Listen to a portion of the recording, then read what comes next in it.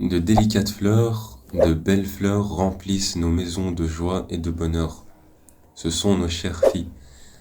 Et parmi la bienfaisance dans l'éducation des filles, il y a de manifester la joie à leur arrivée, et non comme le faisaient les gens de la Jahiliyyah. Et lorsqu'on annonce à l'un d'eux une fille, son visage s'assombrit et une rage profonde l'envahit. Combien les filles ont besoin de douceur et de délicatesse. Le prophète sallallahu alayhi wa sallam a dit, certes, la douceur n'a pas été présente dans une chose sans qu'elle ne l'ait embellie, et elle n'a pas été retirée d'une chose sans qu'elle ne l'ait enlaidie. Et on ne doit pas comparer la fille à sa sœur ni à son frère qui serait meilleur qu'elle, afin de ne pas blesser ses sentiments. On lui achète des vêtements et des bijoux convenant à son âge, sans exhibitionnisme, car il est dans la nature des filles de se parer. Allah dit, quoi?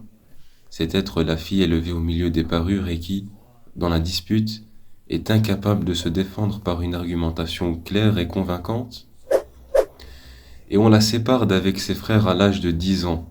Le prophète, sallallahu alayhi wa sallam, a dit, et frappez-les, c'est-à-dire pour la salat, s'ils refusent à l'âge de 10 ans, et séparez-les dans les lits.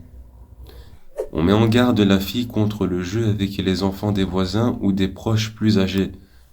On la met en garde aussi contre les étrangers et les harceleurs avec une méthode sage et douce. Et sa mère lui explique les limites de la hawra et leurs règles. Et la met en garde contre le dévoilement de sa hawra devant quelqu'un ou en dehors de la maison. Tout comme elle met en garde contre les mauvaises amies et celles qui fréquentent des garçons, même via les réseaux sociaux. Et sa mère lui apprend à aider pour des tâches ménagères légères, afin de lui donner confiance en elle et de développer ses compétences. Et il incombe aux parents d'ouvrir leur cœur à leurs filles, et de les écouter avec amour et tendresse, au lieu que celles-ci aillent vers des étrangers et tombent dans leur filet. Que la mère soit un modèle pour ses filles, dans la pudeur et la chasteté, car l'éducation par l'exemple est l'une des meilleures méthodes de persuasion. Et sachons que la bienfaisance envers les filles conduit au paradis. Le prophète, paix et bénédiction sur lui, a dit « Aucun musulman qui atteigne 2 filles et qu'il traite bien, sauf qu'elles le font entrer au paradis. »